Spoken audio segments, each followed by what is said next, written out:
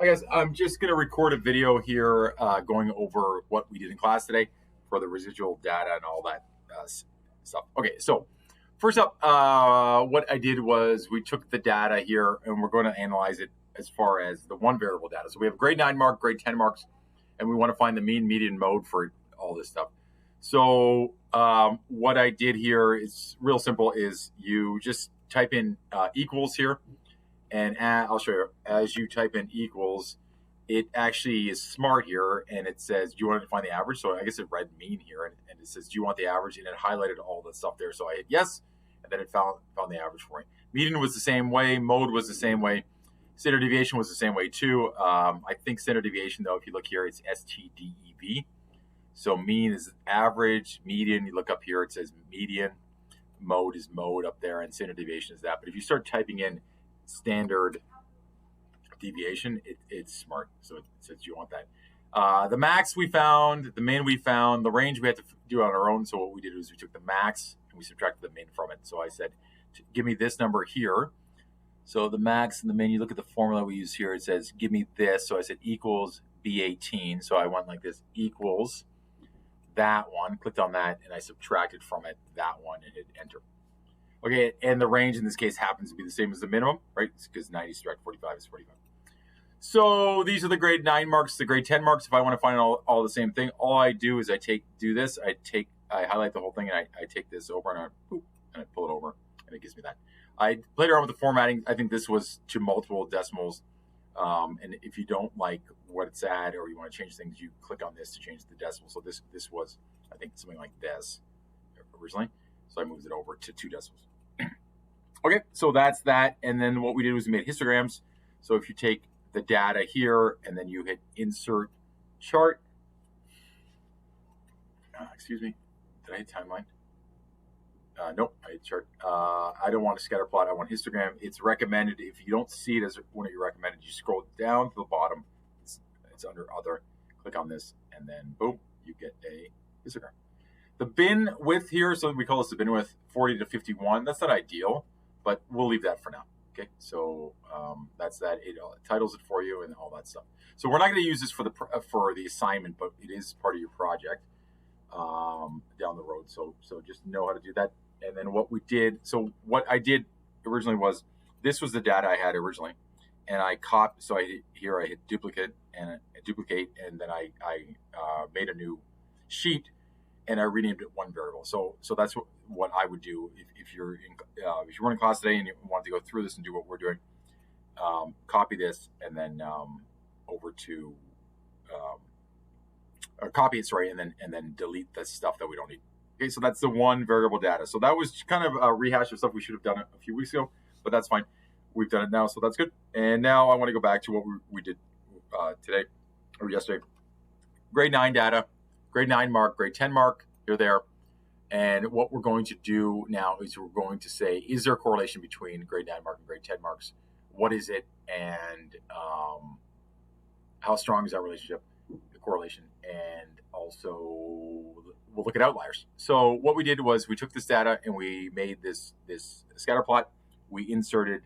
So to do this again, what you do is you go like this, boop, insert chart, scatter plot. Oh, not that. Sorry. Scatter plot, it moved on me. There we go. And then it already titles it for you, but I don't have the equation.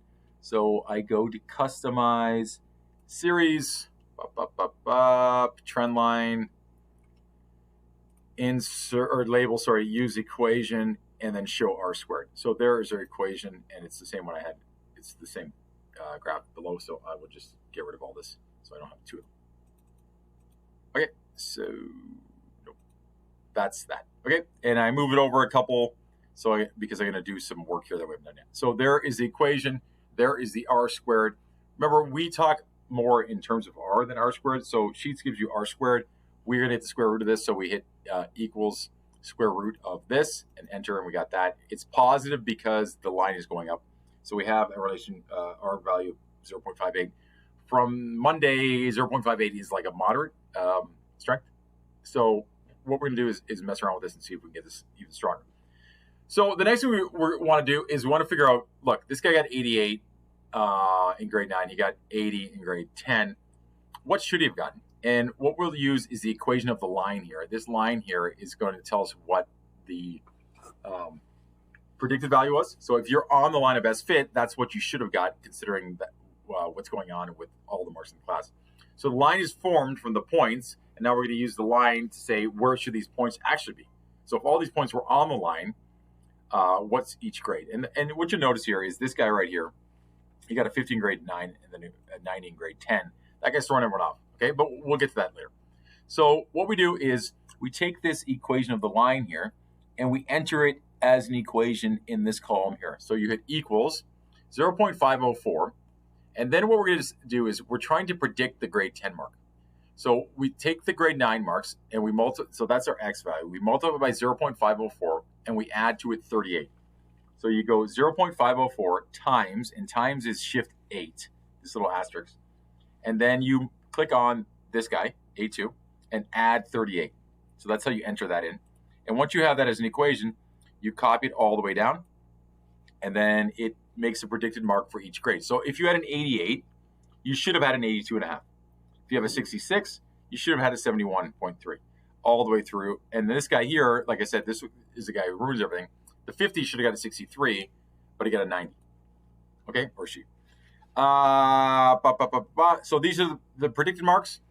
The last thing we do is we make a residual. So what we're saying is, look, this guy is 80. He's 2.5. He should have been 82.4. He's not where he should be. He's minus 2.5. Like he's 2.5 or 2.4 too low. And all we do is we call that residual, and we go and we take B2 and we subtract from it C2. So we go equals B2 subtract C2. We say what is a grade? What should it have been? It's 2.4 too low, and that is what we call the residual. This guy is that much too low. This guy's way too high. Okay, so that's that. The last thing we do is we take this here, and then we do insert chart, and we make a chart that looks like this called the residual chart.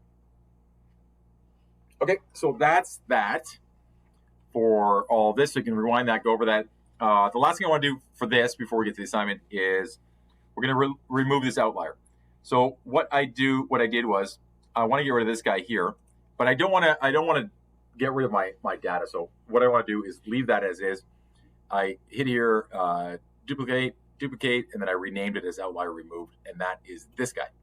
So then what I did was I took this column, and I don't want this guy because he's the biggest outlier. So how do I know he's the biggest outlier? It's this residual. The biggest residual is this almost at 30. I can go back and say, look, it's this guy. I also noticed that this guy's as far away as you can get from the line. He's the furthest one away from the line. So that is all the same guy who got 50 and then up with the 90. So he's the biggest residual. He's the biggest outlier. Let's get rid of him. All I do is I backspace and I delete this, okay, and I get rid of it.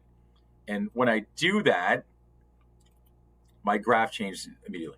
So this graph here, so I'm going back and forth in the pages. That's my equation and that's my graph. But notice this equation changed.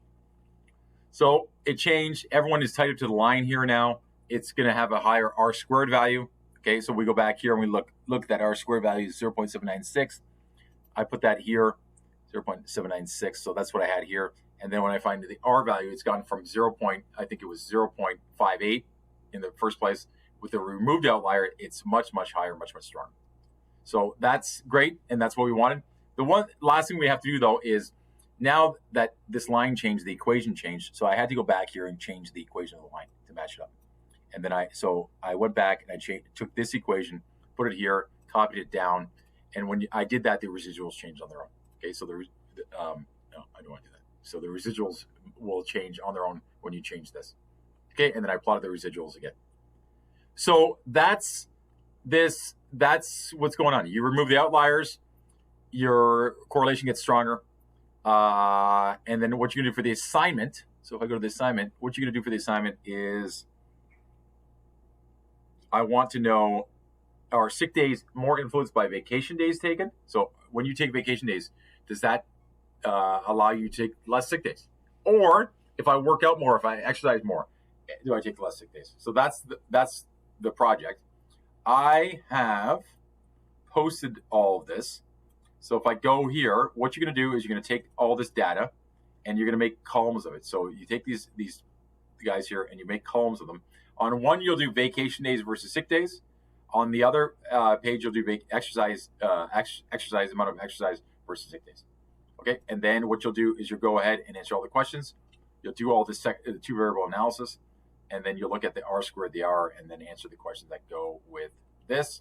You'll hand in both your scatter plot, the one I just did. Sorry, you're going to hand in both your Google Sheets with the scatter plot and all that stuff, and then below you'll answer the questions on the Word document. Not Word. What is this? I don't know, what's it called? Whatever, this document, okay? What's this called? Document. No. Whatever. This thing, the blue one. So you're going to hand in the sheet, and you're going to hand in this page too, okay? A link to your sheet or the sheet itself. And make sure you share the sheet, by the way. And that's it. Okay, hand that in. That's due by Friday. Take care.